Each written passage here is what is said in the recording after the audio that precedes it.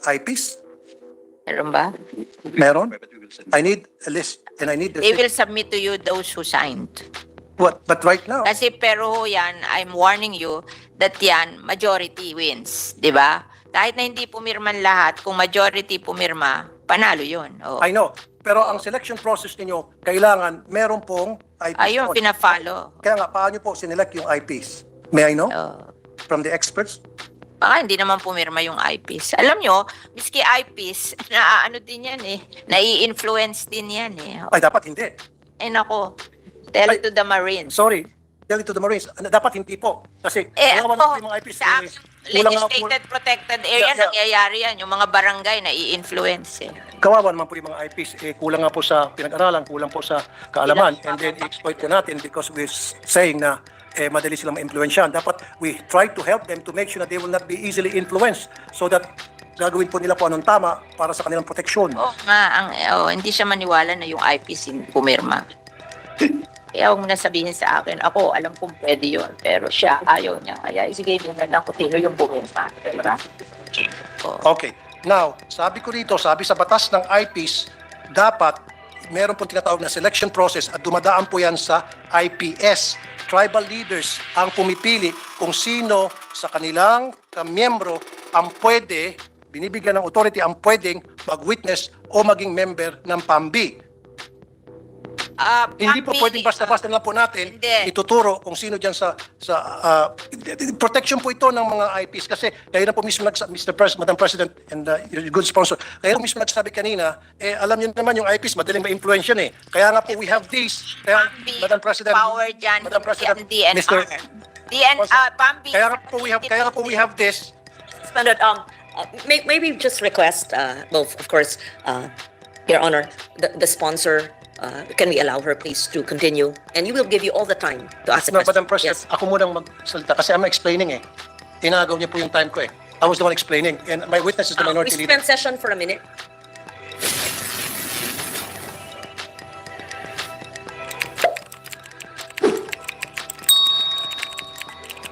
Ma-displace yung ating IPs para ma-exploit po yung ating mga lupain at masisira po yung ating tubig, ilog, mga puno, etc. Yun po yung point ko. And again, I don't disagree with you na kailangan din natin yung mining. Pero dapat responsible mining at dapat sa tamang lokasyon. At kapag marami po nagreklamong mga Pilipino, pakinggan po natin. In fact, pati po yung mga foreigner, third party na gumawa po ng auditing, sila mismo ay nag-oppose na hindi dapat ituloy yung siya na gold pero pinagpipilitan po natin. Madam Sponsor. Okay na tayo po dyan. Now, last but not the least, ito na po yung sinasabi niyo kanina. Masungi Conservation Area, Ancestral Domain. Sabi sa'yo, last but not the least, na masuli. Ito. Okay. Bakit po pinayagan ang isang wind farm na magtayo doon po sa Masungi Conservation Area na meron pong ancestral domain issue? Talaga pong there's something wrong with the contract with Masungi. Kasi hindi ho pwede yung perpetual. No, I'm not sorry. Let me interrupt. Para hindi na masayang oras natin. I'm not talking about Masungi Foundation. I'm not talking. Mamaya na po natin pag-usapan yun later. What I'm talking is just the Masungi Conservation Area. Not the foundation. So, despite the fact na ito po ay declared as ancestral domain at meron pong nakiklaim ng mga IPs at under proclamation number 1636, it was declared as a sanctuary, wildlife sanctuary and game preserve at hindi po dapat pwedeng panghimasukan ng anumang commercial activities, explorations, exploitations, etc. Dahil marami po mga ibon dyan at mga halaman na endemic po sa Pilipinas. In 2020, a proposal to measure the potential of wind energy was given to us by the Padilla as yes, measure them.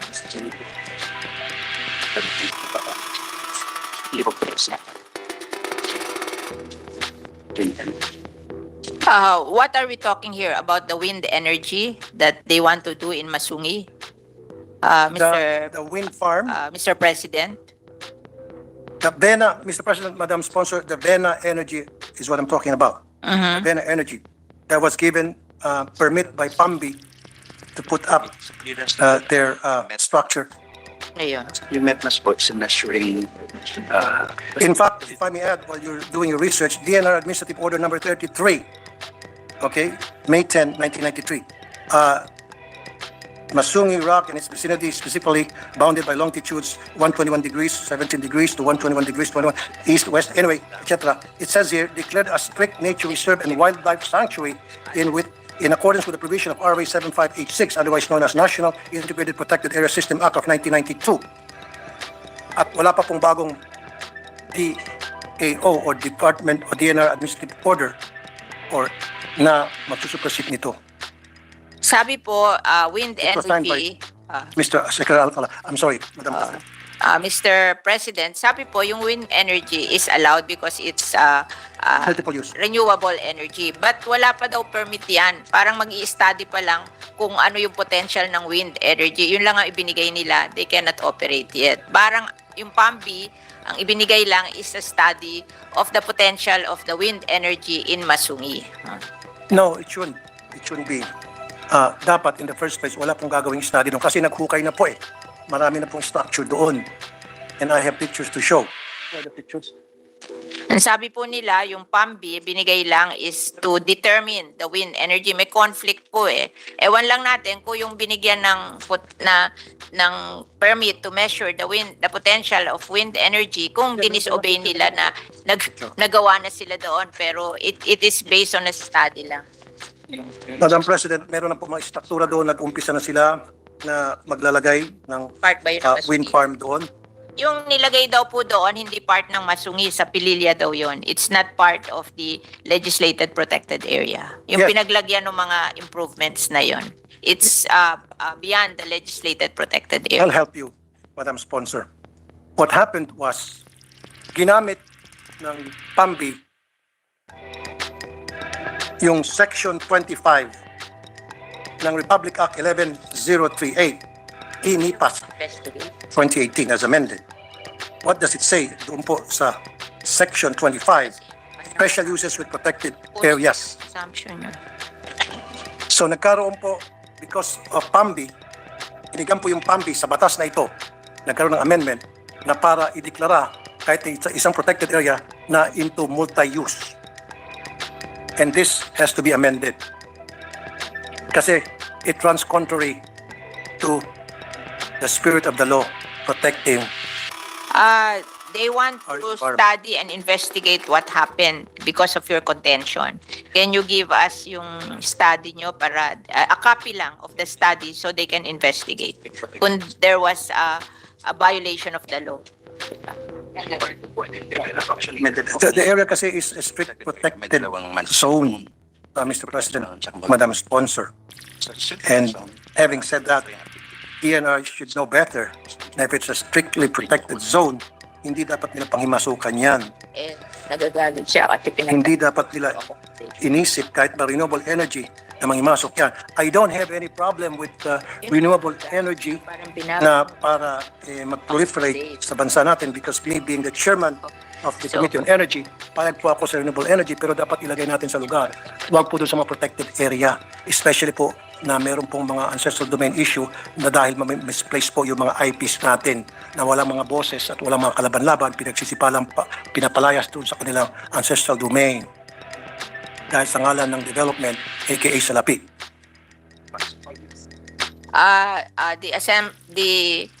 The point of view of the DNR is in every protected area there is a place for strict implementation of the law.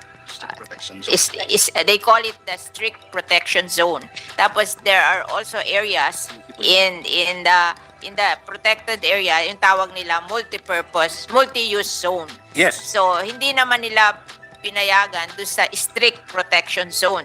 Doon lang sa multi-use zone. Exactly. Ngayon, kung may other complaints na pinaalis yung mga tao, ganun-ganon, then let's have the complaint and we will investigate. Exactly. Exactly. Thank you very much for that answer, Madam Sponsor. That's exactly what I want you to say. Now, ang nangyari kasi nagkaroon po ng multi-use zone, classify po ng DNR using Section 25 of the e-NIPAS law as amended 2018 from Republic Act 7586 of the NIPAS Act of 1992. Now, yan po, hindi ko na pwedeng contest yan dahil batas po yan. Okay? I will not contest. However, nakasaad dito, Kaya, para ang PAMBI ay payagan na mag-classify ng multi-use sa isang strictly protected area, kailangan, ito na po yung minention nyo kanina, Madam Sponsor, members of the PAMBI board, which consists of DNR Regional Director, Governor, Senator of the Republic of the Philippines, who is duly registered resident of the province,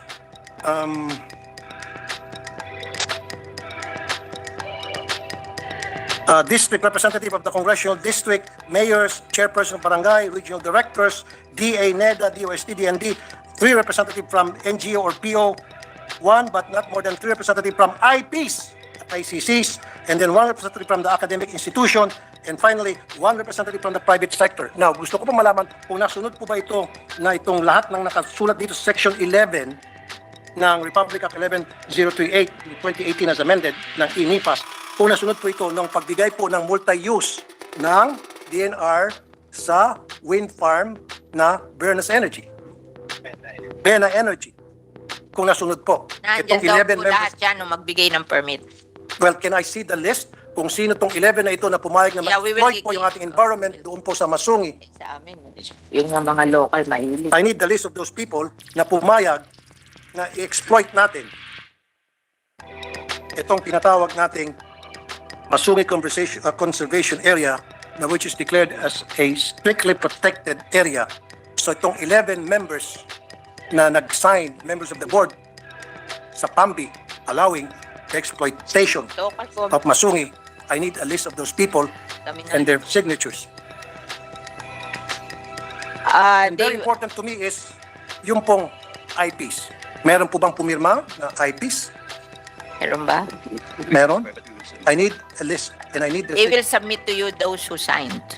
But right now, Kasi pero yan, I'm warning you that yan, majority wins. Di ba? Kahit na hindi pumirman lahat, kung majority pumirma, panalo yun. Oh. I know. Pero ang selection process niyo kailangan meron pong IPs. Ayun, doon. pina-follow. Kaya nga, paano po sinelect yung IPs? May I know? Oh. From the experts? Baka hindi naman pumirma yung eyepiece. Alam nyo, miski eyepiece, ano din yan eh. Nai-influence din yan eh. Ay, dapat hindi. Eh nako, tell it to the Marines. Sorry. Tell it to the Marines. Dapat hindi po. Kasi kawawa na po yung mga IPs. sa kulang nga po- legislated protected area, Yeah. nangyayari yan. Yung mga barangay nai-influence eh. Kawawa naman po yung mga IPs, kulang nga po sa pinag-aralan, kulang po sa kaalaman, and then exploit po natin because we're saying na madali silang ma-influensyahan. Dapat we try to help them to make sure that they will not be easily influenced so that gagawin po nila po anong tama para sa kanilang proteksyon. Oo nga, hindi siya maniwala na yung IPC pumirma. Kaya huwag mo na sabihin sa akin, ako alam kong pwede yun, pero siya ayaw niya. Kaya isigay niya na lang kung sino yung pumirma. Diba? I'll help you. Would you mind if I'll help you? Yeah, you're very welcome, Mr. Okay. President. Kasi bago po mapili ang isa o dalawa o tatlong IPs na sumama po sa PAMBI sa selection process. Number 1, dumadaan yan sa Indigenous Political Structure or IPS. Okay? Ano po yun? It consists of tribal leaders that have exclusive right na para magpadala po ng representative nila kung hindi sila mismo ang sumama doon sa PAMBI. Number 1. Number 2, dapat dumadaan po sa tinatawag na FPIC, Free and Prior Informed Consent. Process ito na ipapakita na itong IPs were not coerced and were not influenced, just like what the good sponsor said na madali na influence. Kaya nga pumapasok itong proseso to make sure na hindi po sila na-influence, hindi po sila na-coerce. Ito po yung FPIC. And finally, evidence to 1 and 2 I mentioned, dapat may certification precondition or CP documents from NCIP pirmado na nagkaroon ng tamang proseso at pumayag ang IPs community. In the absence of these 3, then invalid po yung pag-recruit nyo ng IPs para maging member ng PAMBI's board.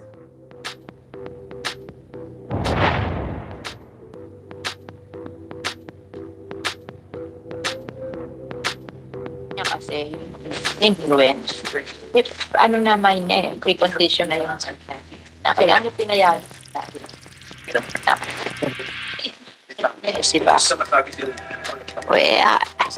Ipakita mo na lang yung papeles ko para pa-convince niya. Kasi hindi natin yun yung free condition notion na siya di ba?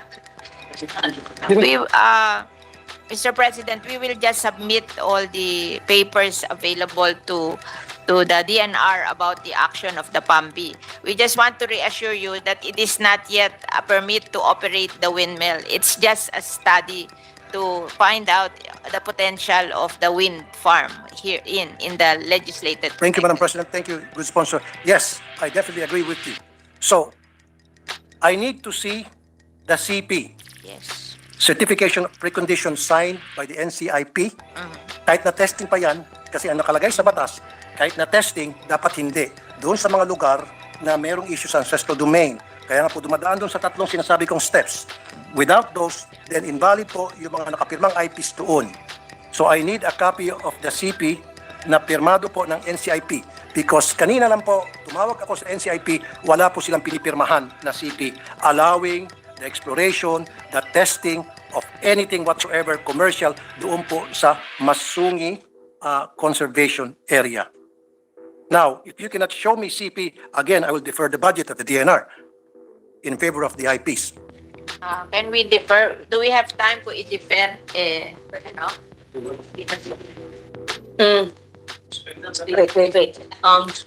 Wait.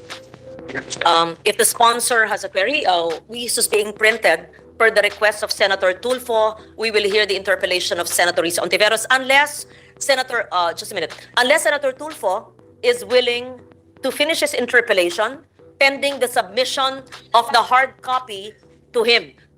Okay, Senator Tulfo still has the floor. Let me just clarify. The documents are being printed, but if you will be happy with a soft copy, I saw it, it's 80 pages, and the DNR is in possession of the documents you requested for. Does it including the CP? Everything. Madam President? The All the certification requirements. presentation? All the requirements that you said is contained in the 80-page document, which is being printed, but it would take a while, so we opted to hear the interpellations of Senator Ontiveros. However, if Your Honor would be happy to receive it after your interpellations, I assure you that I saw the soft copy with them, and it's being printed. Okay. Madam President, this is what I think. Instead of deferring the budget, I will propose for the proper amendments to transfer funds to more deserving agencies, some funds from the DNR.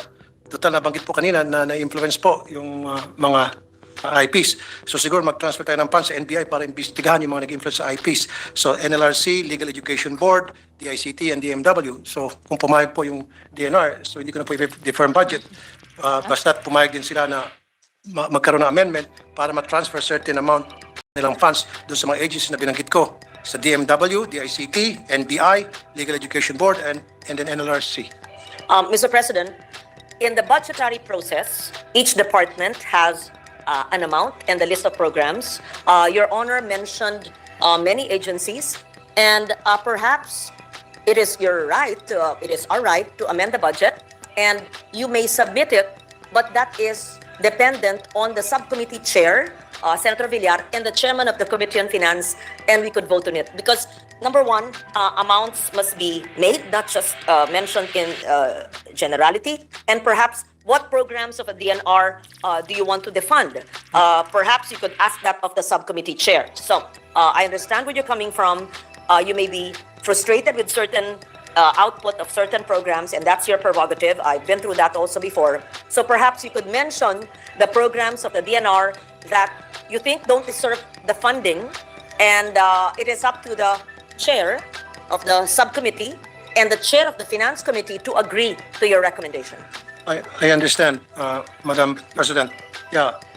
So I would submit those amounts in the amendments that I would like, that I wish to be transferred to the agencies that I did mention. However, for now, yeah, if the DNR wish to, they can submit to me, copies of those documents that they said they're trying to research now, and they are going to show me, especially those last documents that I requested, the certification of precondition signed by the NCIP. Now, if they're saying na meron po silang ganon, then I need the person that will show me the CP na sign ng NCIP, put that person under oath na yan ay valid documents, at kapag napatunayan na hindi valid yan, eh siya po'y makukulong, makakasuhan dahil I just spoke to the NCIP people, main office and regional offices, wala po silang ini-issue yung CP. Now, kung sinasabi, otherwise sinasabi ng DNR na meron, then let's see. Yes, we recognize Senator Villar. Yes. They were the DNR was saying that what the IP signed is to make the study. There is no permit yet to implement the project. So when you cannot ask for the NCIP commitment because that is given when there is a project. But ito parang permit lang to study the project. So ang pumirma lang yung IPs. Yung IP representative. Kaya nga po, para makapagpirma ang isang IP representative, dumaan po dapat doon sa tatlong process na minention ko po. Number one, dapat may tinatawag na indigenous political structure. Tribal leaders po ang mag-assign, mag-designate kung sino ang allowed na mag-represent doon sa tribal group nila. Number two, meron po yung tinatawag na free and prior informed consent to make sure po na ito po yung process ng NCIP to make sure na itong IPs were not influenced and were not coerced. And then finally, dapat po meron pong evidence of 1 and 2 that really happened, certification of precondition. Ito po isang documentation from NCIP to make sure, to ensure na nagkaroon po ng tamang proseso, and this should be signed na pumayag po yung IPs, and this document should be signed by the NCIP committee. Now, sabi niyo po, ang ginagawa ay testing pa lamang. Even though testing pa lamang, dapat po merong paalam sa mga IPs kahit testing pa lamang po yan. Mr. President, it is not the power of the DNR to appoint the IPs or to see to it that the right IPs are represented in the PAMBI. It's the PAMBI who will decide if they will accept the representation of the IPs. So, hindi po natin marirequire ang DNR doon kasi may right ang PAMBI to choose kung sino ang magiging member ng PAMBIs. It's according to the law. Madam President and the good sponsor, yes, kasi once na ginamit niyo po yung IPs, meron pong batas ang IPs sa pamagitan ng tribal group nila. You cannot just go to the IPs and approach them and say, hey, you, I want you to be... No. Kailangan po may proseso So, talaga. ang sinasabi ng DNR, hindi sila magpo-provide ng information na yun, kundi yung PAMBI. Kasi sila yung nag-approve na Kaya yun nga ng po, member ng PAMBI. exactly. So, the DNR cannot produce that document. It's the PAMBI. Yes, Of Madam the President. The PAMBI, Masungi. yes, the PAMBI are the ones, base po doon sa batas na binanggit po kanina. Kaso ang member ng PAMBI, hindi naman lang DNR. Marami. Oo, may local but since government. there's an may issue, NGO. Madam President, good sponsor, since meron pong issue ng ancestral domain at ang IPs po dapat dito ay ginagalang, nirespeto, recognized. So kailangan po talaga kasama sila doon po sa pagbuo nitong PAMBI Board of Directors para doon sa isang project. Opo. Okay. Now, sabi ko dito, sabi sa batas ng IPs, dapat meron pong tinatawag na selection process at dumadaan po yan sa IPS. Tribal leaders ang pumipili kung sino sa kanilang kamiyembro ang pwede, binibigyan ng authority ang pwedeng mag-witness o maging member ng PAMBI. Hindi po PAMBI, pwedeng basta-basta lang po natin hindi. ituturo kung sino dyan sa protection po ito ng mga IPs kasi kayo na po mismo Mr. President, Madam President and your good sponsor, kayo mismo nagsabi kanina, alam niyo naman yung IPs madaling ma-influence yan Kaya nga po we have this, PAMBI, Madam President, power dyan, Madam President, hindi ang DNR. PAMBI, kaya nga po we have this. Standard, maybe just request, both, of course, Your Honor, the sponsor, can we allow her please to continue? And we will give you all the time to ask a No, question. Madam President, Yes. ako munang magsalita kasi I'm explaining Inagaw niya po yung time ko I was the one explaining and my witness is the We minority leader. suspend session for a minute. Is that all right? That is okay with me. I'm going to terminate my interpellation because I received 80 pages of documents coming from the DNR, and we will study it. And just like what you said, on Wednesday we'll meet again and see what happens with the people that they're going to bring in as witnesses, resource persons, and let's see kung ano pong mapag-usapan nun at makikita natin. Thank you, Mr. President. Thank you Mr. also, President. Senator. Mr. President. Maraming salamat, sir. Mr. President, Yes, Senator JV? just with the same issue, regarding the Upper Marikina River Basin Protected Landscape, I'm a witness, no, because I go training there, and from what I know, it has been upgraded from to a protected landscape, no, from a reservation a few years ago. But now, when we go training there are a lot of guards that do not allow us. A lot of developments happening, and I think we have to